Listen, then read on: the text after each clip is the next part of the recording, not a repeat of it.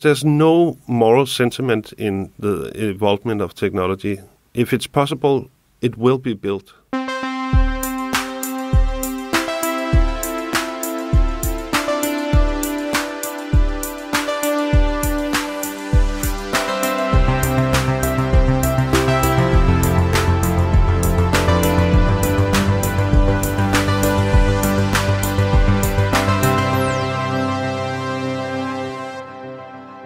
Hi and welcome to Heja Framtiden, the Swedish podcast on the future.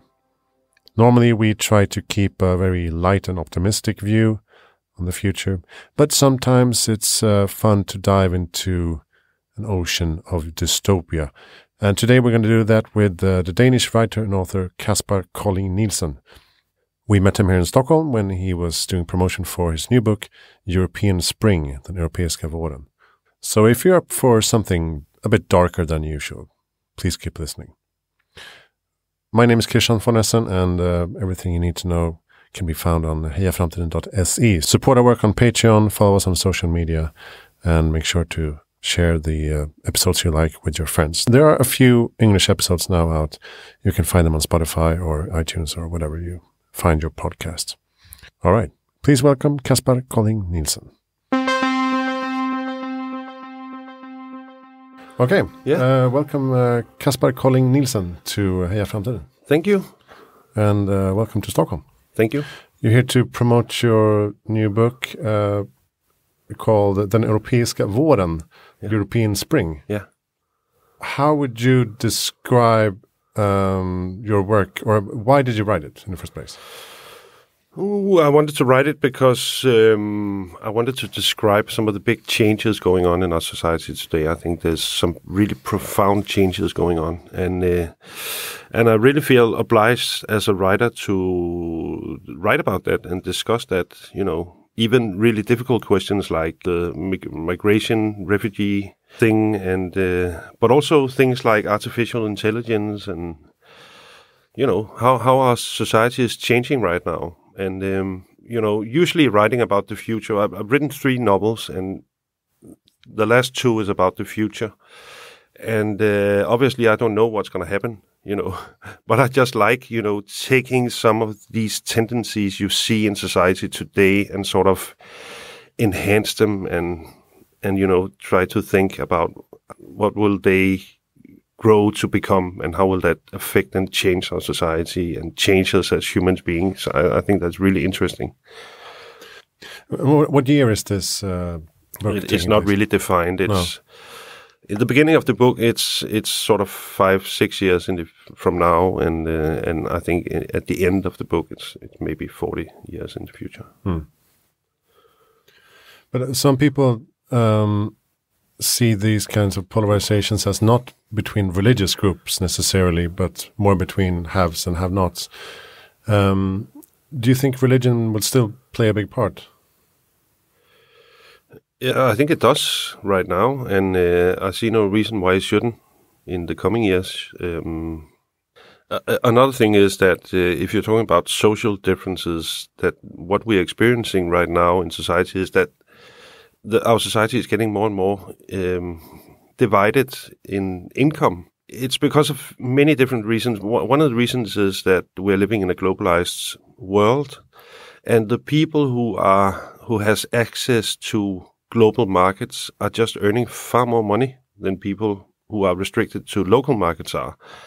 And it's a huge difference. I have friends who are making IT companies and stuff, and they make insane amount of money because you can reach, if you're making an IT product, you can promote it and sell it on a global market, and the global market is so huge, and you can potentially earn crazy amounts of money. So the very few people in our society who has access to the global markets are earning far more money than the local people are. And that's one of the differences. Another driver in the inequality in the world, growing inequality in the world, is the whole financial industry and the way that works. But I guess maybe that's a different discussion. But it's really become counterproductive in the societies, for the societies. Another theme that I recognize in the book is some sort of clash between the progress of humanity and the sort of animal instincts and the nature that you cannot really tame 100%. Yeah, it's really a book about. I wanted to write about a society that becomes more and more dehumanized, where our humanistic values are deteriorating and less important and questioned more and more. And I think that's a really recent thing. I think 10 years ago, it would be completely impossible to think of any kind of politician denouncing for instance, the Refugee Convention or the Human Rights Declaration. But we see that today all over Europe. And it's really, the problem with that is that the Human Rights Declaration is not just a document. It's the culmination, sort of 250 years of humanistic traditions in Europe, and it's really sort of criticizing our fundamental values in Europe. And that's the really interesting thing that I wanted to write about. That it seems to me that there is some ideas that's been really fundamental and underlying our modern societies that are compromised today. And it's our humanistic values, it's our belief in technology, it's our belief in the rights of every human being, that every human being deserves, have a claim on certain rights. And it's also the idea of art is also dying right now. The whole idea of art as something sublime, and I guess people may think that's not important, but I actually think it's important. But that's because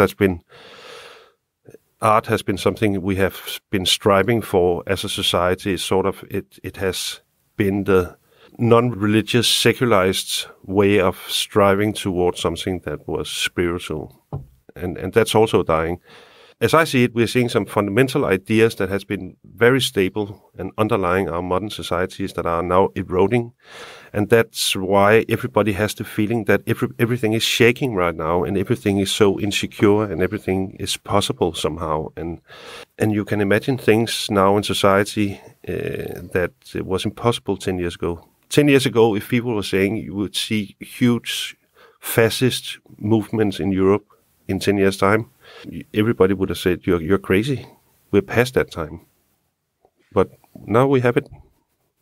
And one thing that's very striking is the character's search for meaning and purpose. And that's something that many people here have been discussing as well, that we need to find meaning and purpose in our lives. And in your book, they try to find it in sex, or in money, or in science, or in one girl has an eating disorder, almost trying to find some kind of meaning in that.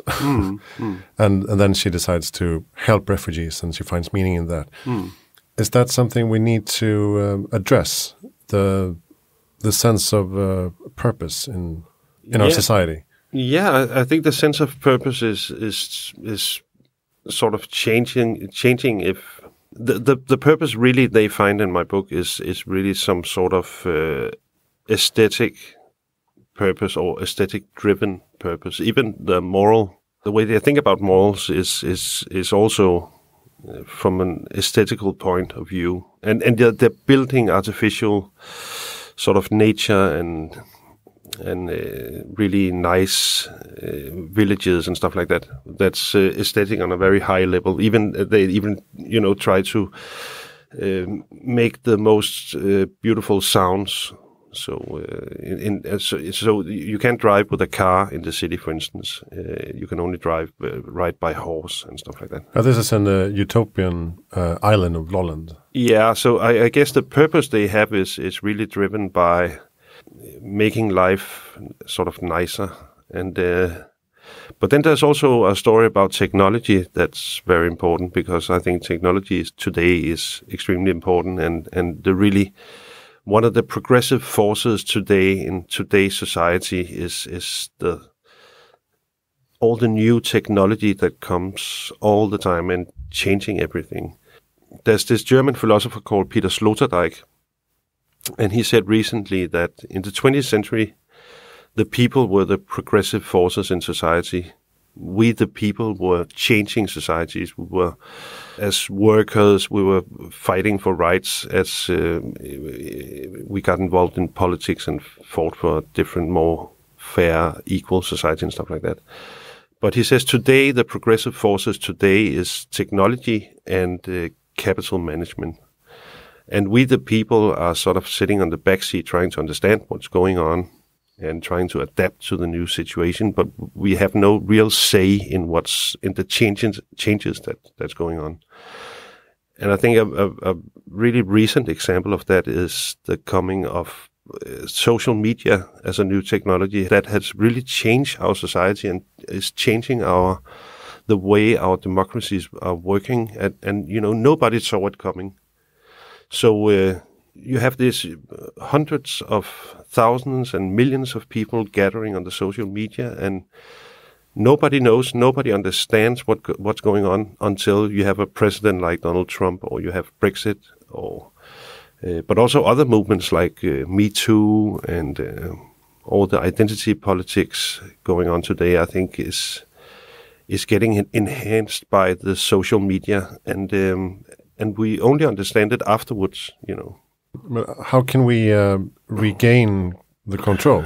How can we take back the driver's seat? I think that's very difficult to even have any kind of idea of how that should happen. We sometimes have a tendency, especially I guess in Scandinavia, to discuss technology as something that we discuss it as is this good or is this bad? Should we have this or sort of should we not have it? But the thing with technology is that, if it's possible, somebody will build it, and there's nothing you can do about it. And another thing about technology is there's no plan. It's not based on any kind of ideology or political movement or on a certain, view on human beings or stuff like that. It's just technology, like a smartphone. It just, if it's selling, it's great, and people will sell it and people will buy it and it'll completely change everything. And the implications of the smartphone, for instance, nobody knows, not even Google or Facebook or Apple. Nobody knows the implications of these new technologies coming all the time. It's just something that's arriving in society, and the changes are what the changes are, and all we can do is trying to understand what the changes are. We can it's really difficult to change the implications or affect the implications as a citizen or as politicians. It's really difficult. And maybe the smartphone is a good example. It's only 10 years old, but we still feel that it's driving us instead of us using it as the powerful tool that it is. Or it's used both ways, but I think many of us feel sort of trapped by the technology. Yeah. And then we have discussions sometimes, and then some kind of, psychologist or somebody like that says, well, it's very bad for kids to use smartphones all the time. But, they do. There's nothing you can do about it. It's just... It's apolitical. It's ascientific. There's no plan connected to these new technologies. It's just things that have implications that nobody knows. Is it more fun as a writer to write dystopian novels than utopian? Yeah, I think so. And it's also much easier. It's really difficult to write a utopian story because it's really likely that your story will seem very naive. It's you look more sophisticated if you're a dystopian writer. you seem smarter. But another thing is that I was invited in Vienna a couple of years ago to a dystopian conference. And it was authors from all over the world who wrote dystopian novels. And that was really depressing, by the way, But I was thinking about another thing when I was there, that it's really a bad sign, isn't it? that so many writers today are writing dystopian novels. Firstly. Secondly, I think it might be because we have this climate crisis that nobody seems to be able to fix. And then probably the sense also with all these new technologies that we lost sort of control of how society evolves and changes. Technology and science used to be really positive things, but right now science and technology is sort of destroying the natural world we live in. So it can be all good, or it's very easy to also be a little bit dystopian about how things are going.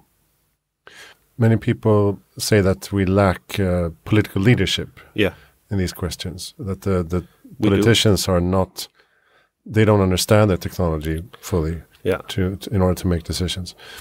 And when we thought that we had some kind of global human leadership in Obama, we got Trump instead. Yeah. Do you think there's an important responsibility for politicians to step up now and take action? I mean, climate change is one thing. Yeah, I think there is. I think the problem is with politicians today is that the real power in society today is global. Is really the global market, and everybody's trying to adapt to the global market. So. And all the leaders, the huge, the greatest forces today in society are global forces, and the political leadership are always local, and therefore sort of helpless. They have no, they can't affect like the big things in society, the big changes, for instance, coming with globalization and the internet and smartphones and social media. They have no way of affecting that fundamentally. So the role of politicians today is mainly sort of adaptation. How can we adapt to this new reality that's happening all the time? And by that, I think there's a huge responsibility that the politicians are, making sensible laws that sort of not trying to restrict new technology too much, but is trying to encompass new technology within our societies. I think that's very important. Otherwise, we're becoming sort of old societies who there's a real change that we're not able to change fast enough in the West, I think, compared to many other places in the world, because we are conservative societies and we have really strong democratical institutions that are not willing to change at all. For instance, I think like Uber was introduced in Denmark a couple of years ago, and then it was made illegal for tax reasons. And I think it's sort of a reasonable argument that it was made illegal, but the problem is that Uber is still going to exist. It's just going to have a different name. The day Uber closed, 5 other companies who, had the same service appeared. And so you can't change this, all these new technologies coming all the time, or these new possibilities. It's real and it's happening and it's possible, and people are going to take advantage of it if it's possible. And then it's up to the politicians to make, sensible laws and agreements that so we can encompass these new technologies in a reasonable way in society. I think. Isn't education an important key as well to sort of overcome polarization and religious extremism? I think so. I think I'm a strong believer in public schools and stuff like that, and free universities, and I think that's great. We have that system, but I think I completely agree. I think that's a key thing, that we have an educated public, and I think so. It's a little bit. There's a whole discussion there that I think it's very important, but maybe it's a too big discussion to go into right now. But because it's also very much about the society we expect to live in in 10 years' time. And I think that's sometimes it seems like the politicians have a really bad idea, or an idea that I don't agree with at all about how society will look in 10 years' time. And how is the vision of the future in Denmark? Is this a public intellectual discussion, or is it just something that happens? Are these issues addressed? In my book, the whole conflict between Westerners and Muslims are getting worse and worse, and it ends up with segregation. So Muslims are, kept in closed areas and have to show their passports to get in and out of the places they live. And the Danish government are deporting thousands of Muslims to a huge area that they rented in Mozambique. That's kind of a creative solution to. Yeah, they built a refugee problem. city, not a refugee camp, but a refugee city. They rented a huge area in Mozambique that they rented for 99 years. And then they built a city with everything a city needs. And then it has the status of embassy. So it's sort of Danish ground. So the Danish government can, take the refugees they are obliged to take. They can take them in Mozambique. But they also choose at one point to deport some of the criminals and most religious fanatics into Mozambique. And I'm sort of trying to describe how this city is working and how it's like to live in that city. And it's not a nice place to live, even though it's a place that has everything you need to have a sort of good life. But still, it's a huge prison, really. And it's a stark contrast to the utopian island of Lolland, where you have research centers and everyone is well fed and they ride around on horses. And that's obviously sort of the mirror of that city. Is another city who's also a restricted area, the same size, and where the rich people are living on an island in Denmark, and it's very expensive to even get in there. You have to pay 10 million just to get into the area to buy a house. And it's only rich people, and they sort of they curate nature, so they're making nature more beautiful. They have the most advanced technology, and they're living sort of they built the cities like in national romantic style, and they live a completely different life. And I'm trying to compare also how the technology works very differently in these two very different cities. Poor city in Mozambique is much more restrictive and keeping an eye on people and stuff like that. Then the technology is much more progressive and positive in the rich part, of course. So you predict some kind of far-reaching crisis in Europe over the next 10 years?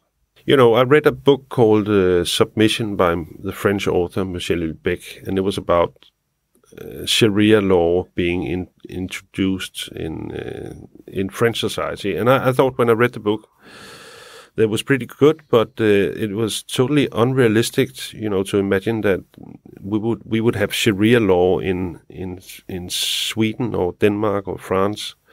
I think we're heading towards something completely different. We're heading towards the complete opposite of that. We are heading toward becoming a society that looks more and more like, for instance, Israel, where people live segregated and people are deported and stripped of their rights and stuff like that. I think that's where we're going.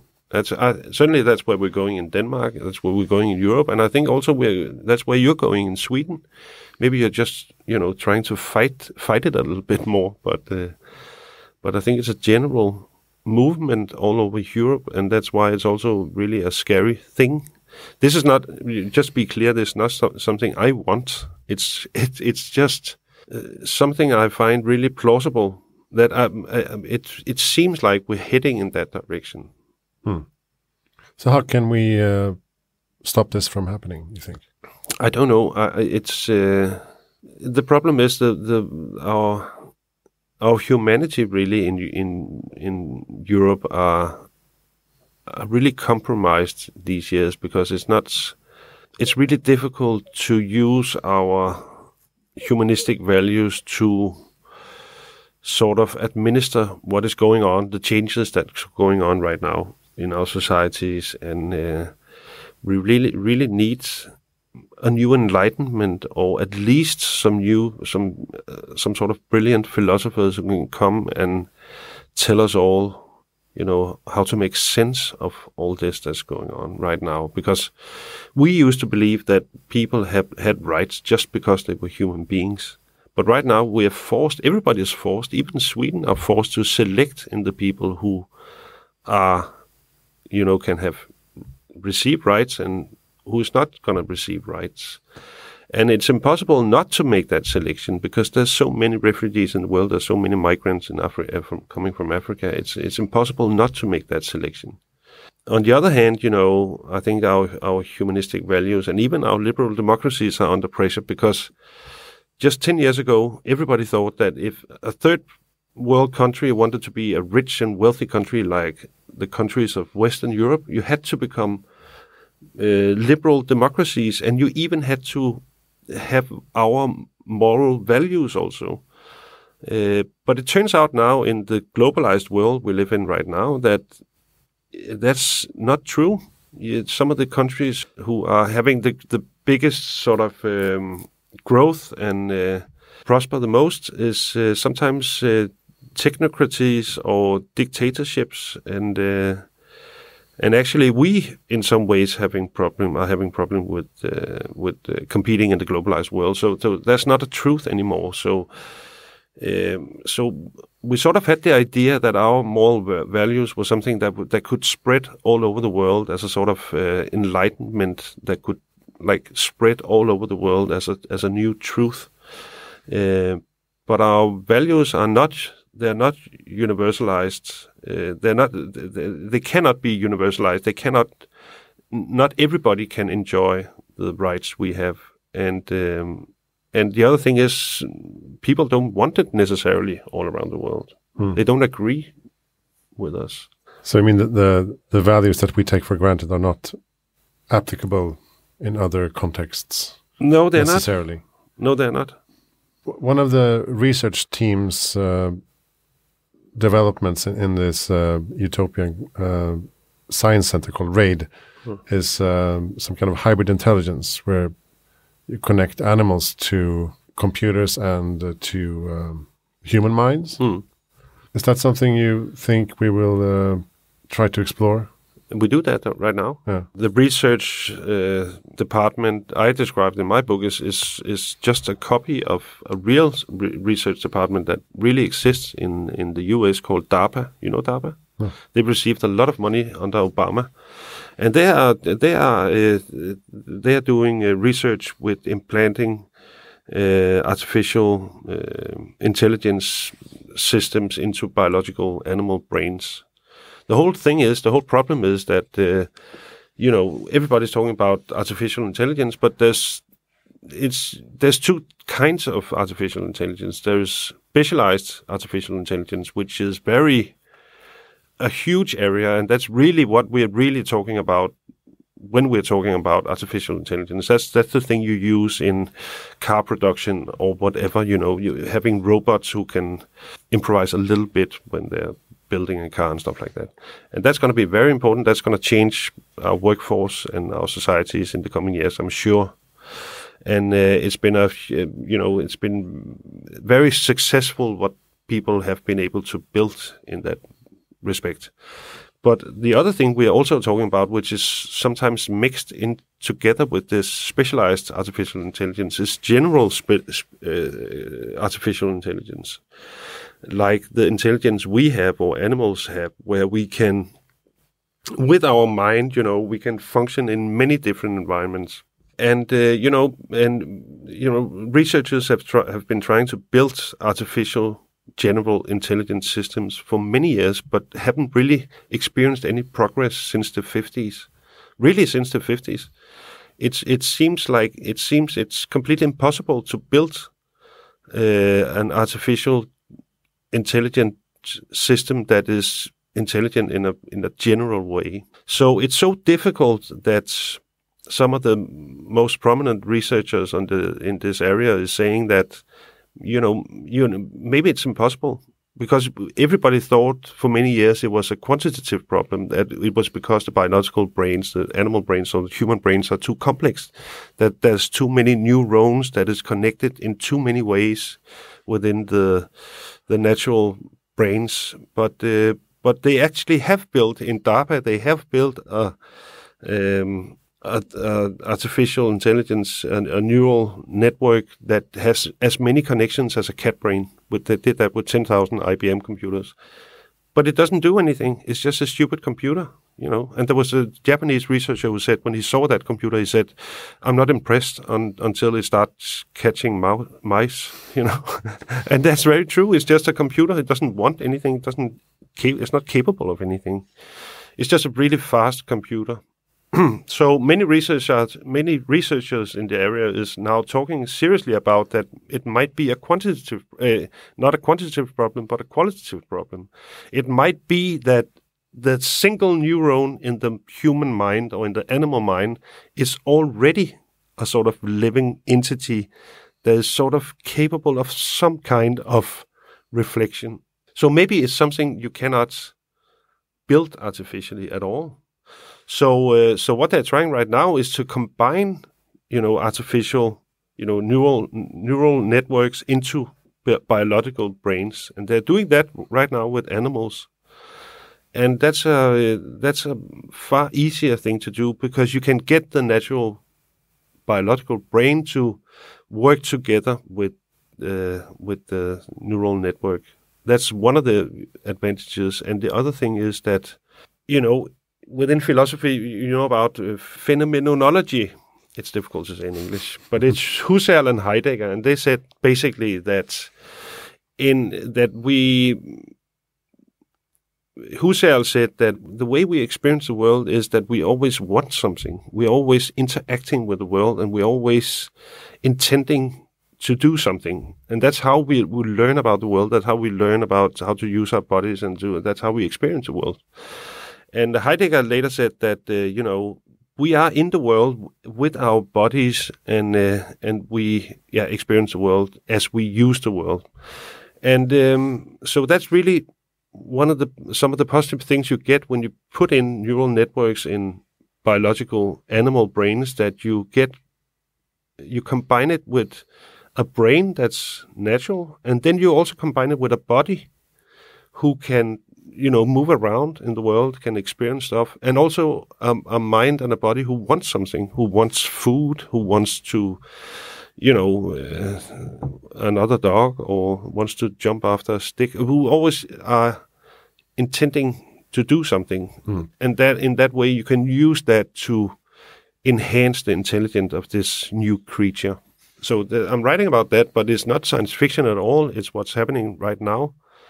The reason why we sometimes don't know about these research places called, like, for instance, DARPA, you can read about it on the internet, is that it's in Silicon Valley, and they sort of hire the best people within academia, and they hire these people, and they put them together with engineers and all sorts of other people, and they are just doing research. They don't have to write articles. They don't have to teach anybody. They get huge salaries, and so we don't know about exactly what's going on. You have to find out, by yourself what's going on in these places. It's kind of interesting that people are very frightened about artificial general intelligence and what it might do. But still, it's like we have to create it. Why do we have to create it? Why is so much effort put into this problem? Because there's no moral sentiment in the involvement of technology. If it's possible, it will be built. It's a waste of time discussing these things, if it's good or bad. If it's possible, it's gonna be built. It's like the atom bomb, Einstein and others went around to politicians and said, you can never use this, and you cannot build it. But of course, if it's possible, you're gonna build it. But here's the recipe. Yeah. But I'm just saying that the whole idea that there should be any kind of moral sentiment in the involvement of technology is completely fiction. it's something that might have been a little more true in the old world, where the Western world was sort of the main place, the main driver of trade and power and money and new technology. But right now, this is a global thing. There's no control of anything. Well, that's one interesting scene in the book when at this RAID research center, they're trying to develop artificial general intelligence and some kind of ethical team comes in and says, what are your thoughts on the ethical implications of this intelligence that you're building? And they said, we haven't really started yet. Well, that doesn't matter. What are your thoughts? Where's your documentation? And they said, like, well, we don't have any. Okay, this is not going to be a nice report that you get from us. But it doesn't matter what they write in their report. There's no way of controlling the way technology is evolving. It's a complete fiction. It's a waste of time to discuss things like that. But we do it all the time, but it's a waste of time. Technology is just happening. If it's possible, somebody will build it. And if people want to buy it, if it's a smart thing, it will enter our societies and have the implications they might have. And nobody knows what the implications are. Nobody has any idea, not even Google. Everybody's talking about how smart Google is. But Google doesn't know anything about the implications of themselves. They don't know the implications of Google.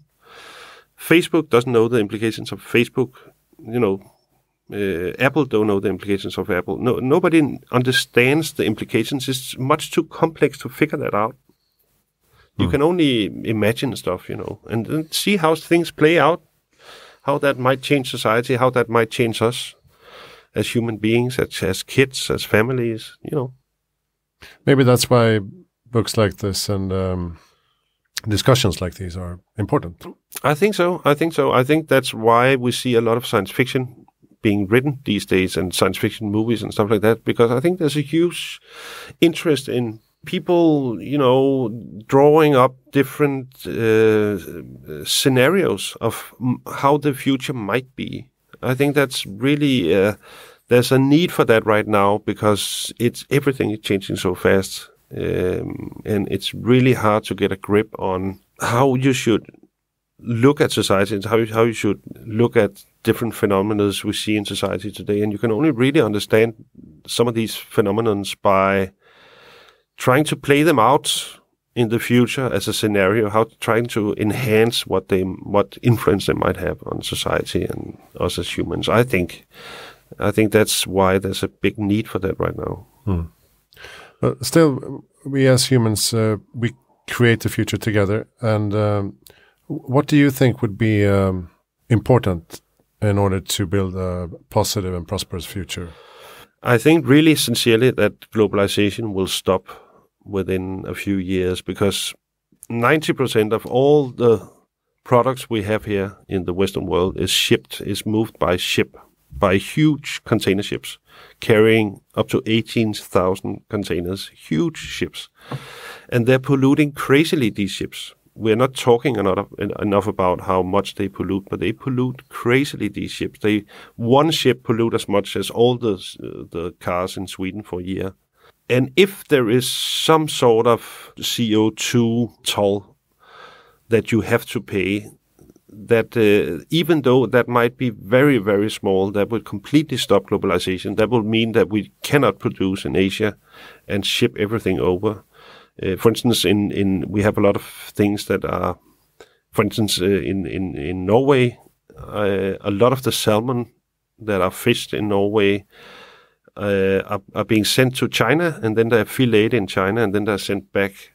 Like things like that will stop.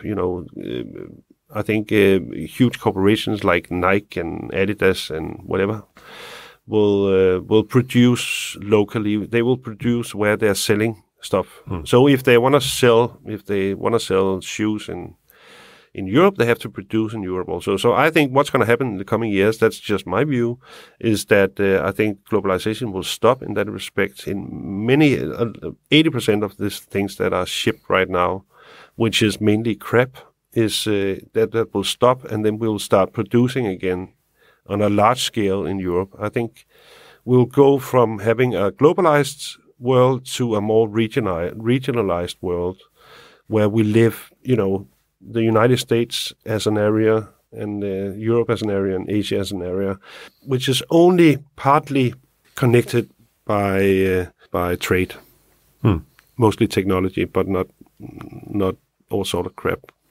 I believe that will happen within a few years, and I think it's a positive thing, because that might give back the power to the political system that they have lost in the last years. You cannot fight a global market. It's impossible for any politician. But you can have a real say within your region as a European politician. And I think that's very important. And you can have a real competition between Asia, Europe, and the Americas.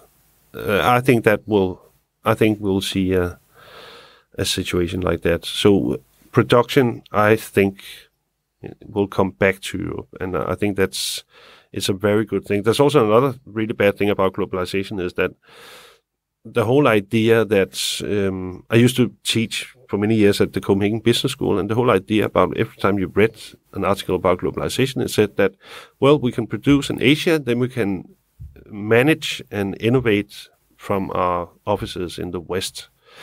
But that has turned out not to be true, because innovation is very closely connected to production. And I'm not talking about innovation, I'm not talking about sort of marketing innovation, I'm talking about real innovation, new technology, development of new, really advanced technology, like specialized AI. You cannot have that without car production, for instance. It's impossible to have that. You cannot sit here in Sweden or Denmark and make that up. You have to work with that every day. And that's why the Chinese and many places in Asia has become more technological advanced than we are. And that's not a difference that we want to grow to be too big, that difference, because that's not good for the West. Also for military reasons. All right. Thank you so much, Kaspar Colling Nielsen, yes, for joining. Thank you for having me. Let's hope that you're wrong in some of your scenarios. Yeah, I hope so. I think so. I think I am wrong. I think you're wrong. Yeah. That's good. Yeah. And check out the European Spring. Is it in English anywhere? No, it's coming out in France and in Germany also, and in a lot of other countries, but not an English-speaking country for some reason. Not yet. Not yet. Okay. Thank you so much for joining us. Thank you. Everything you need to know is to be found on hejaframtiden.se. My name is Christian von Essen, and next time we'll speak about something else.